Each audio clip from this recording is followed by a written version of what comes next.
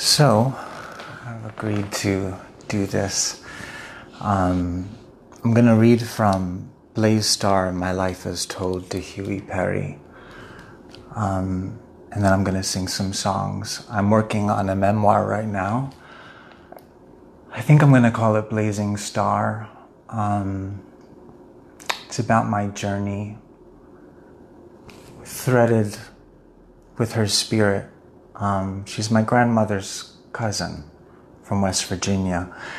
And I'm going to read from her book and I'll read from mine, but we've got some people on here now, so hi everybody. This is actually the introduction by Huey Perry. He helped her write the book. He's also from West Virginia. I think he's a journalist. The true events of Blaze's life are enough to defy the imagination of the most vivid fiction writer. Born during the Depression of the 1930s in the head of New Ground Hollow in the backwoods of West Virginia, she was determined not to remain a poverty-stricken mountain woman.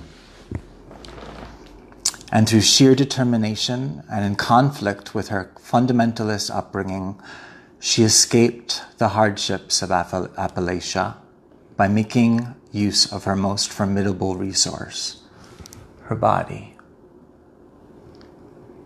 As she moved through the heartland of America in defiance of the moral codes of its major cities, she left police departments stunned and the daughters of the American Revolution shocked as their sons of Harvard cut classes to hear Blaze call them, "You little evil old tomcats." I can totally picture her doing that. She has since passed a few years ago. A hellfire and damnation preacher from 12 Pole Creek claimed she has wedded her soul to the devil. No decent woman would ever think about making a living by parading naked in front of a bunch of men. Invading Bourbon Street in New Orleans at the peak of her career, she and Governor Earl K. Long picked up the state of Louisiana and shook it by its heels. Today she lives on Baltimore's Queen Anne Road and reigns supreme over the city's notorious block at the 2 O'Clock Club, where she stripped for the second time and which she now owns. I wish she was still around. This book was written 1974. The block is a seedy, rundown block long street in East Baltimore. Russell Baker, in a recent New York Times Sunday Magazine article, called it Blaze Starr's ruined kingdom. By her friends, she is known as the mayor of the block.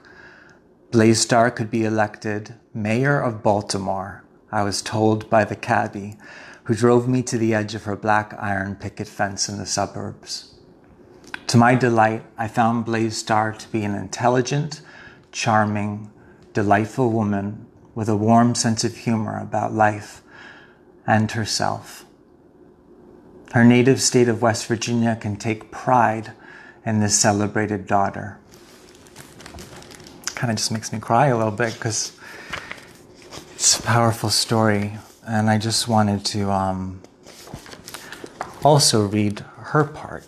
This is all of her voice now.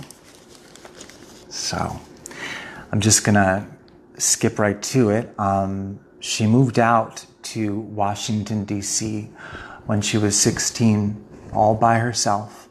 She was 16. And she worked at a donut shop. So this takes place, Washington, D.C. On occasion, I walked past the White House. I couldn't believe how big and pretty it was. How anyone could live in a house that big was beyond my imagination. I also visited the Washington Monument and the Jefferson and the Lincoln Memorial. Each time I visited one of these important places, I would write and describe it to my mother and send her a picture postcard. She wrote back and told me how much everyone missed me and how lucky I was to have the opportunity to see all these nice things and meet new people. I should stop looking there because I'm going to lose track of this. Where was I? I didn't tell her about all the times I got lost and had to ask for directions to find my room. She'd rented a little room not far from the White House, actually. One morning, a very tall, burly man I'd never seen before came into the donut shop and asked whether I'd ever been in show business. He introduced himself as Red Snyder and went... Sorry. Fred Snyder. It just sounds so... And went on to explain that he had a horse act at a place called the Quonset Hut on the outskirts of the city, and that he was always looking for new talent.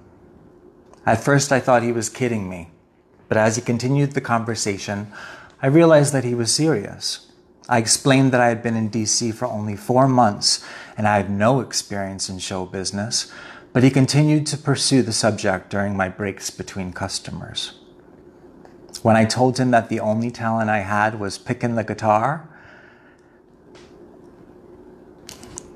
where am I? I was picking the guitar and playing the harmonica, his eyes lit up and he asked, "Would you come over to my apartment for an audition when you get off from work?" "Are you serious? Me in show business?" I questioned. "Yes, indeed, I'm dead serious," he replied.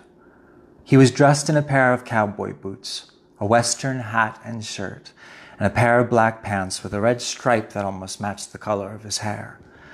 He appeared to be about 6 feet 6 inches tall, in his early 50s, and he must have weighed nearly 300 pounds. When he paid his bill, he scribbled down his address and asked me to meet him at his apartment as soon as I got off work. He added that he would have Johnny Wise, his cowboy singer, there also, and walked out the door. The rest of the day at the donut shop was a struggle. I could not get my mind off the scheduled audition and found myself daydreaming about being in show business. Still, I was not quite certain whether Red Snyder was authentic or just putting me on for other reasons. Always follow your intuition, right? To make sure, I called the Quonset Hut and asked for Red Snyder. The girl who answered the phone said that Mr. Snyder would not be available until 8 o'clock that night, and I congratulated myself that his offer had been legitimate. Immediately after work, I caught a cab, went to the address he had given me, and took the elevator to the 7th floor. Mr. Snyder answered the door, and when I went inside, he introduced me to Johnny Wise. Wise grunted a hello. He too was dressed in a cowboy outfit like Mr. Snyder's. What were they doing in Washington, D.C.? I just think it's so, wow. I guess the 50s. "Isn't she a jewel, Johnny? Just look at her. She'll fit right into your act," Snyder said as I stood on display in the center of the room. "Okay, let's see if she has any talent to go along with her looks," Wise said, and handed me his guitar. I nervously played 2 or 3 tunes I had learned back home. Red Snyder smiled and Johnny Wise stared past me without expression. As I finished the last tune, Snyder clapped his hands and said, "They will love her at the Quonset Hut. You can start tomorrow night and I'll give you $50 for the weekend." "Oh, thank you, Mr. Snyder. I can't believe it. Me in show business? Wait until my mother finds out about this. I just can't believe it," I said, jumping for joy. The following evening, after I got off from work at the donut shop, I met Mr. Snyder at a costume shop, and he bought me a cowgirl outfit. The blouse was selected for its low neckline. I met Johnny Wise at the Quonset Hut an hour before showtime to rehearse 2 or 3 songs. He was very unpleasant to work with and offered me no encouragement whatsoever. It was plain that he resented me and had from the moment we were introduced. Mr. Snyder came to the dressing room just before showtime and said that he was going to have me introduced as Starr Blaze. To me, the name didn't have quite the right ring. I suggested that we reverse it to Blaze Starr. Mr. Snyder didn't like it, and he didn't seem to like my making suggestions either. But I was adamant, and I coaxed a little, and he finally agreed. There was a fairly large crowd that night, and knowing that I would soon be facing them, I was scared out of my wits. Then the master of ceremonies was introducing me as Blaze Starr, the singing cowgirl from Texas.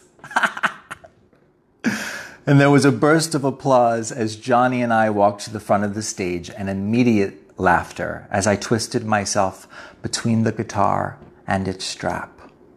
There were also a few whistles from the back. Johnny and I went through 2 of the songs we had rehearsed to loud applause each time. I bowed and left the stage. Oh, of course there's one fly. Are you Blaze?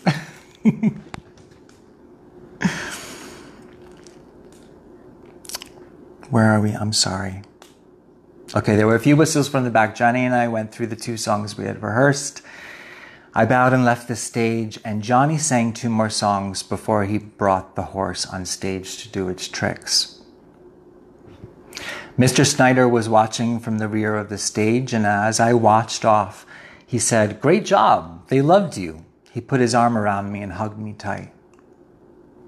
When his act was over, Johnny came back into the dressing room furious and yelled at Mr. Snyder, "I don't want her in my act anymore. She's not going to steal my show. Did you see her try to steal the show when she put that guitar strap over her shoulders so it would show off her tits?" Mr. Snyder tried to calm him, but Johnny was serious. Stealing the show had been the farthest thing from my mind, although naturally I wanted to be accepted by the audience. But I hadn't done anything intentionally to detract from Johnny, and I told him so.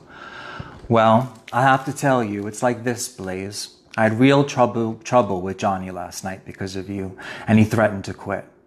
Now, I know it doesn't mean anything to you, but I can't afford for him to walk away. And if you want to make it in show business, you're going to have to strip tonight, just like the other two girls I've got there." I sank down in the front car seat. The idea of taking my clothes off in public was totally shocking. I thought of my friends back home in West Virginia. What would they think? What would Aunt Sally say, and Harriet?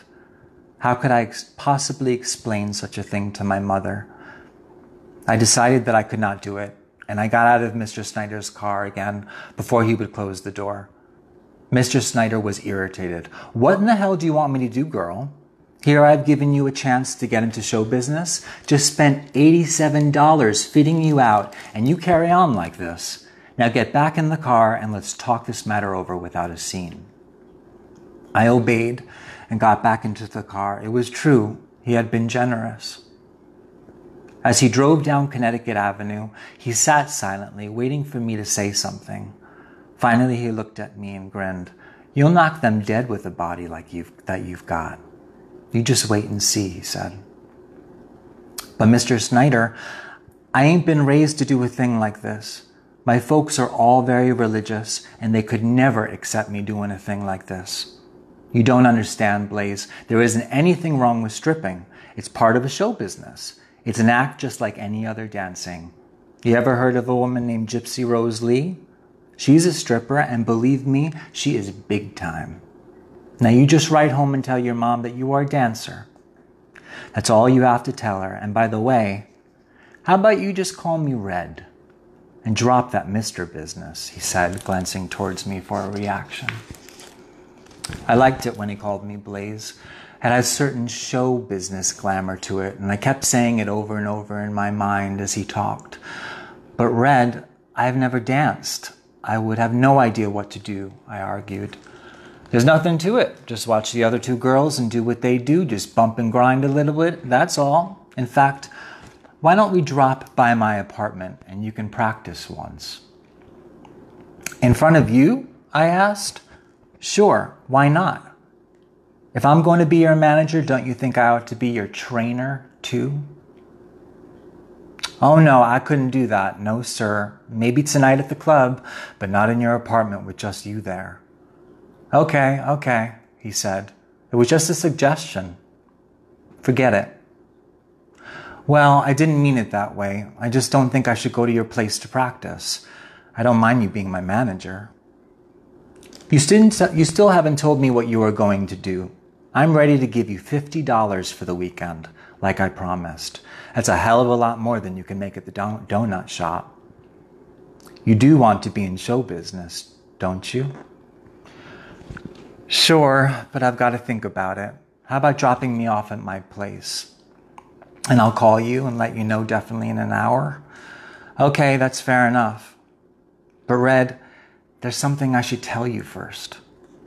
Yeah, what's that? He asked anxiously. I'm only 16 years old. My God, girl, I don't believe you. You look like you're 18 or 20. Are you telling me the truth? He demanded. Yes, sir, I said slowly, feeling guilty. Well, that's it then. I sure ain't going to get my ass in trouble over a 16-year-old runaway from West Virginia, he said sternly. I began to cry and I took a handkerchief from my handbag to wipe my eyes. I'm sorry, Mr. Snyder. I should have said so earlier. Red, damn it. Call me Red. How many times do I have to tell you? He demanded. He remained silent for the next few minutes as he sped towards my rooming house. Stopping the car in front, he looked over at me and asked, How many people here in D.C. know you are only 16? His voice had calmed considerably. You are the only one, Red. I haven't told another soul, so help me God. Do you think you can keep it to yourself? He asked. Yes, sir. I promise with all my heart I won't tell a living soul because I don't want to go back to West Virginia. And Red, if you'll not tell, I'll dance for you tonight, okay? He grinned all over his face. You've got a deal, Blaze, he said and extended his hand. I shook his hand and told him to pick me up at 7 o'clock.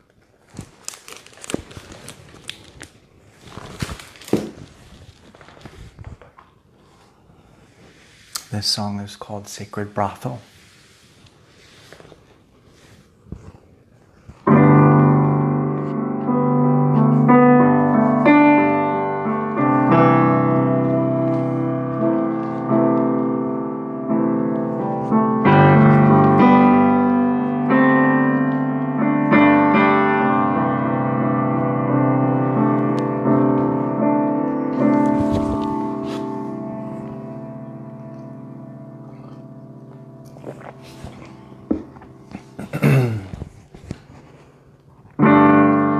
I order you to sit on my lap.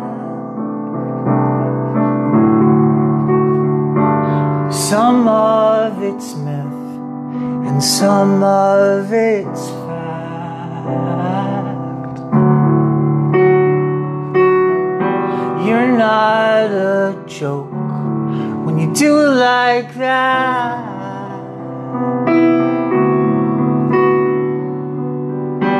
You're not a joke when you do it like that.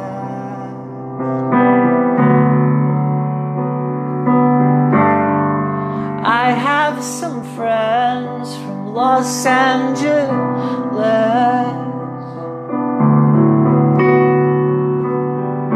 Guess it all depends if they call me a friend.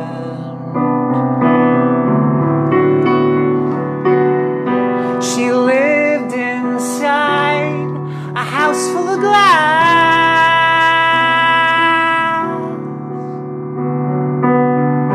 She hung herself in Los Angeles.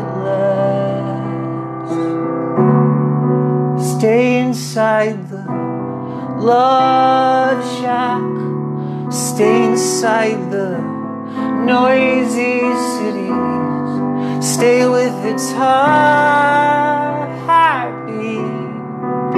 'cause I'm sure she will come back for me.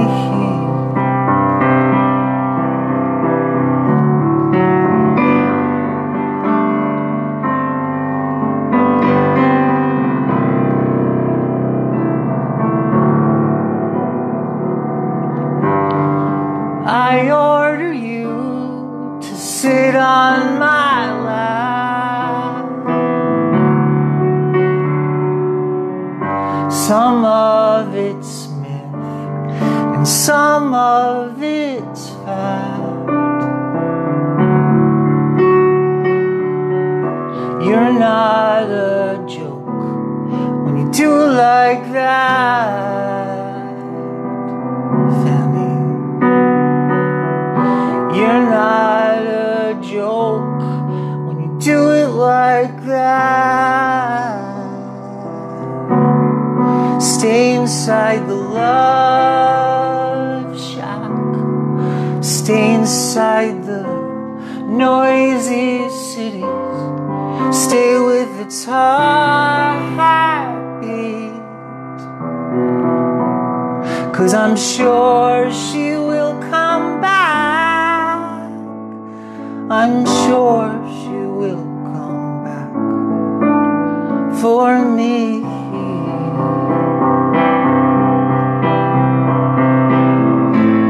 Was Neverland always like that? And their Bible clans, were they always like that?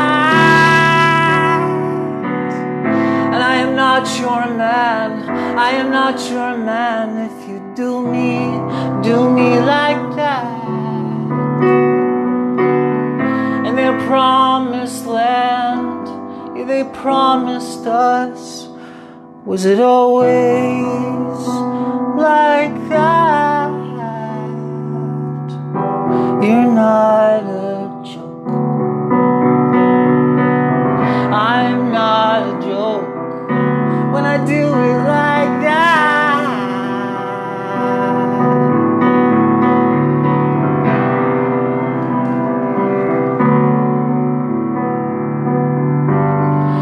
I order you to sit on my lap.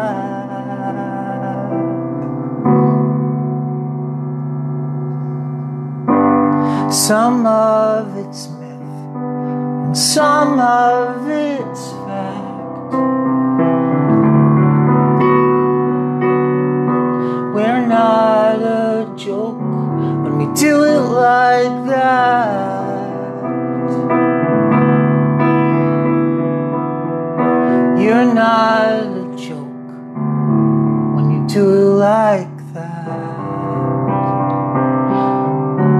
And we did it like that.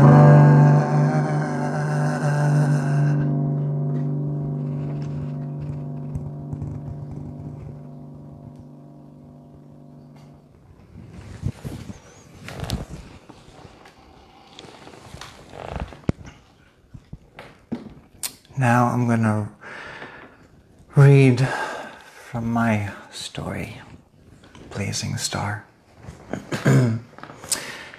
This takes place about, I think it was 2 years ago. I think. I could be wrong. Stepping off of the Greyhound bus. The Louisiana heat was spiced with Cajun garbage and beignet tourism. New Orleans was a perfect reflection of what I was feeling at the time. A little run down, a little beat up, a little abandoned, hopeful, but haunted. The party was over. My parade all cleaned up, or so I thought, as an invisible mask and a handful of beads jangled and dangled from my left hand, with my only bag of clothes in my right. Despite everyone and their mother telling me to be careful, I thought for sure we'd be good friends, and I could find a nest to call my own in this crescent city of vampires and trumpet sounds. Rent was affordable, nothing compared to what I was experiencing on the West Coast or in New York. Artists and musicians were moving in by the dozens. Some of my favorites, to name a few: Kristen Hirsch, Ani DeFranco, and the one and only Ricky Lee Jones. I knew I could find a space for my music and live in an environment that fed that. I needed to reinvent myself, and my newfound sobriety was encouraging me to. On my way to my Airbnb, which was directly in the heart of the Marigny Triangle, I kept my eyes on the biography I was reading and holding on my lap, Blaze Starr, My Life as Told to Huey Perry. The hot pink cover and the image of Blaze holding a rose was reflected on the cab's window, which was superimposed on the passing New Orleans skyline. Blaze was actually my grandmother's cousin on my mother's side of the family.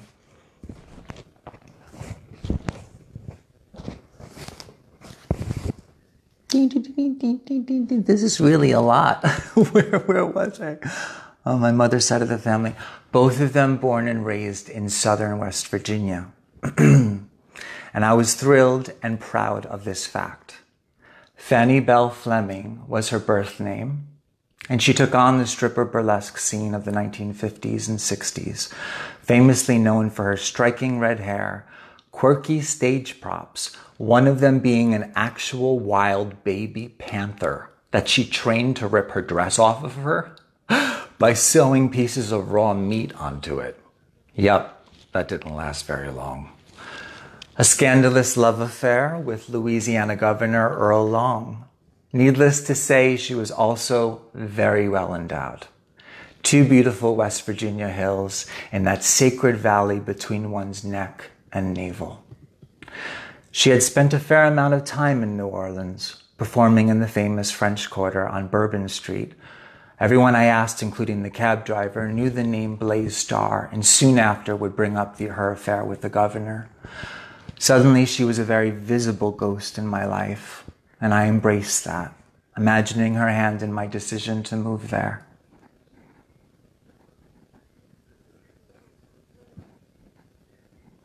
And tell my own story of survival, sex work, and hope.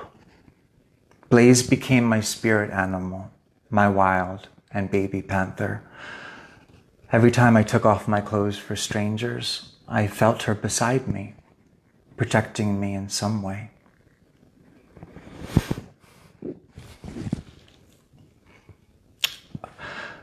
Upon my arrival,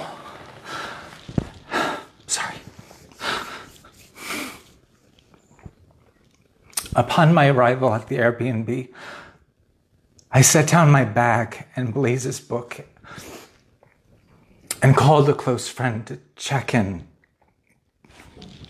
and validate my move.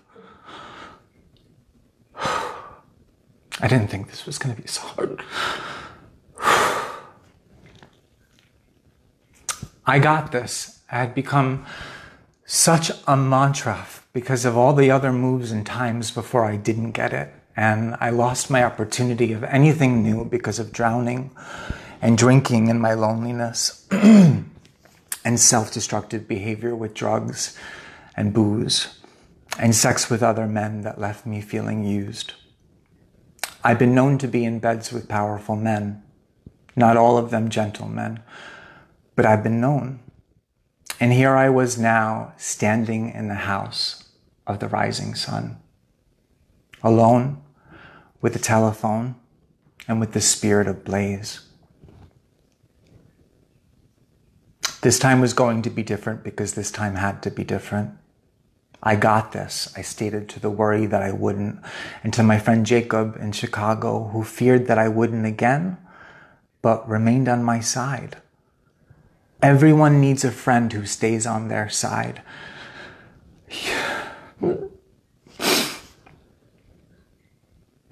Even if the doubts are impending, even if their fear is greater than their strength and their faith. You got this, replied Jacob, and I kind of believed him. I fell asleep on the couch that night, waking up in the middle of it to turn off the lights and to find the bed I was paying nightly for.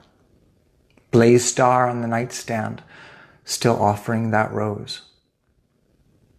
The morning woke me with sunrise and the sound of a crashing garbage can. I was eager to walk the streets and start my search for an apartment. Besides roaming the Craigslist classifieds, I would keep an eye out for rent signs and tell everyone I bumped into that I was looking for a new home, starting with a nearby coffee house.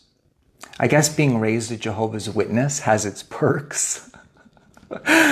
You're immune to strangers and no trespassing signs, and you keep coming back when nobody answers. I walked up to the coffee house as a hand flipped over the closed sign and unlocked the front door. "You should check out the Bywater," said the barista as soon as I mentioned I was looking. "Just walk right down here to Burgundy Street and take a left. Cross over the railroad tracks and you're there."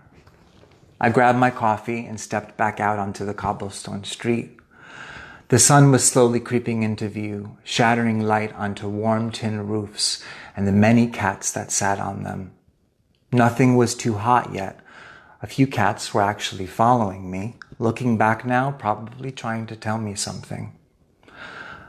I had no idea where I was going, but I was following my gut.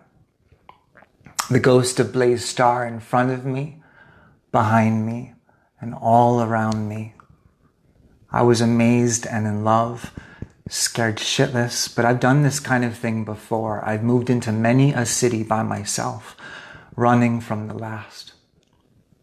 This felt different though, as I ignored my ghosts of alcohol and sex. I could still taste their voodoo on my lips and seeping from the cracks of Burgundy Street.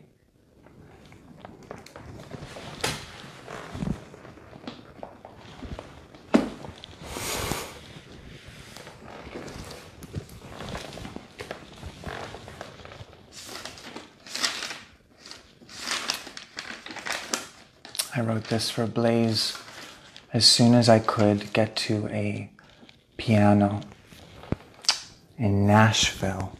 Actually, I was in Atlanta. So I went from New Orleans. I was doing massage work and I went up from New Orleans to go get some clients and money and kind of leave that on hold. And this song came to me in Atlanta and I recorded it in Nashville. This is called Blazing Starr.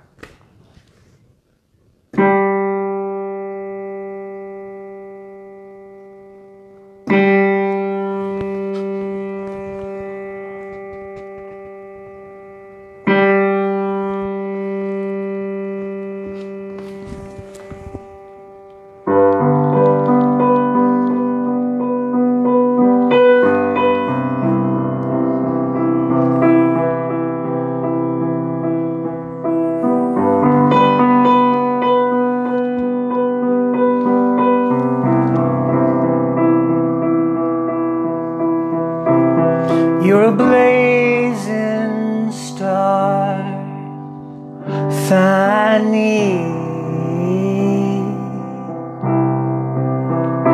Now I feel your light all around me. You said, don't be afraid of the government.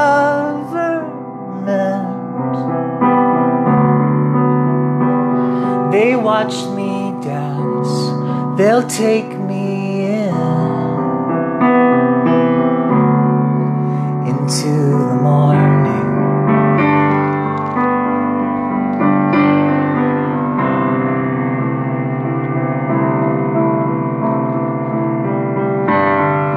Good Lord willing and the creek don't rise,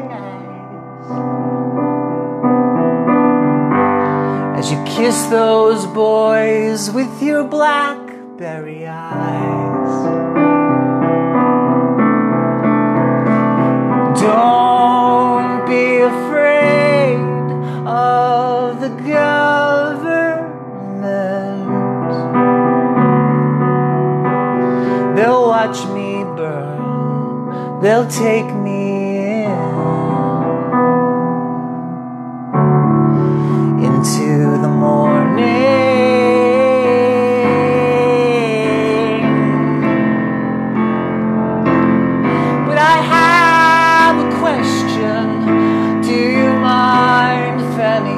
Are you busy, girl?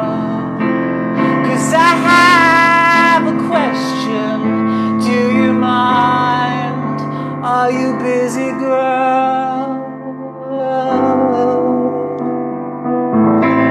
Was Neverland always like that? And their Bible clans always like that? And I was not your man, I am not their man, when they do me like that.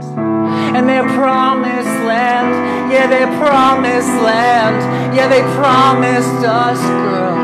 Promised land, yeah, they promised land, yeah, their promised land. Was it always like that?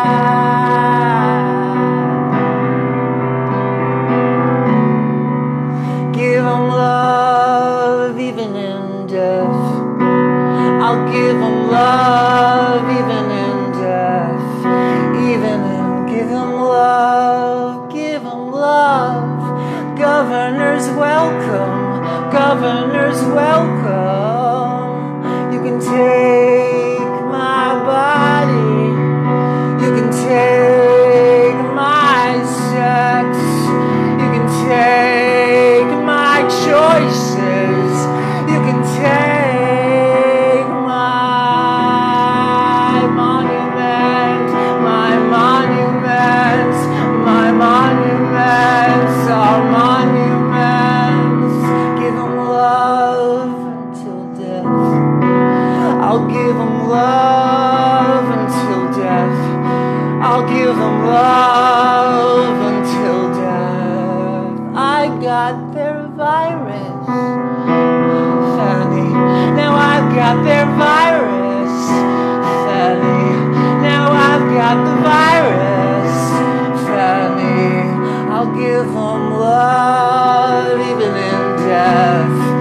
I'll give them love even in death. You give me love even in death, Fanny. Even in death, even in death, Fanny.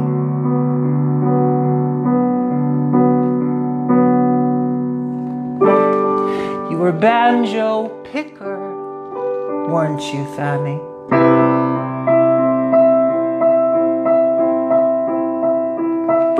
Don't mind what they said at 12 Pole Creek. Don't be afraid, I won't. You won't be afraid, I won't. Don't be afraid of the government. Your governor's welcome, give them love.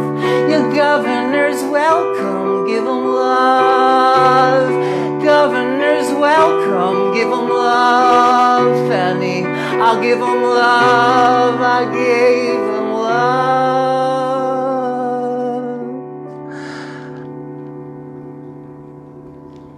You're a blazing star, Fanny.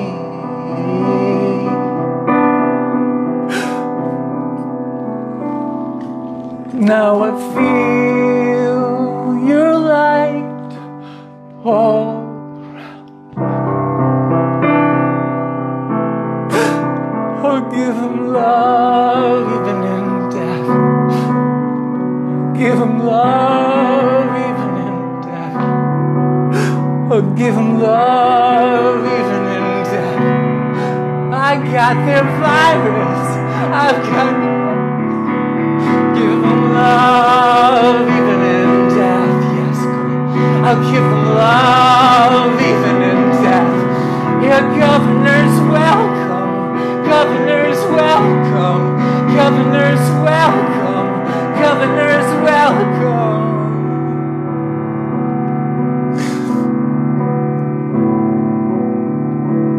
You're a blazing Starr, Fanny.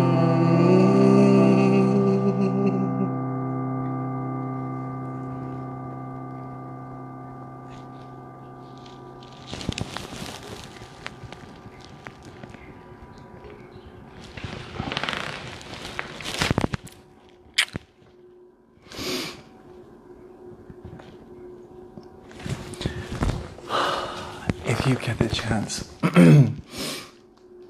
and I'm working on my book. So I'm working on it. I'm gonna do it. Love you.